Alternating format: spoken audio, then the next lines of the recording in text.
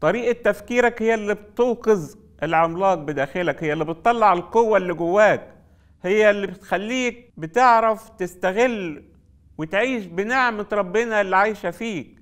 أفكارك بتحدد إذا كنت هتتغير ولا هتفضل دايما زي ما أنت في مكانك، لأن الأفكار بتتحول مع الوقت لأفعال، والأفعال هي اللي بتبقى عادات وتقدر تعيش بيها حياتك. علشان كده حدد بداية من أفكارك.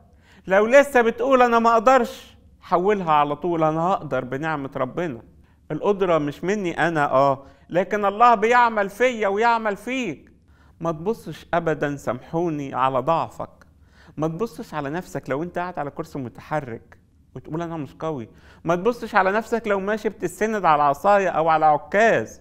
حضرتك كمان يا ماما ما تبصيش على نفسك لو السن شايفاه أثر عليك شوية وخطوتك ما بقتش زي زمان. انت بتعملي حاجات عظيمة، صدقوني. مش مقياس أبدا القوة العضلية، لكن مقياسنا دايما وأبدا هي نعمة ربنا العاملة فينا. فبص دايما على نعم ربنا وعطاياه اللي ميزك بيها، وصدق ان انت تقدر تعمل حاجة.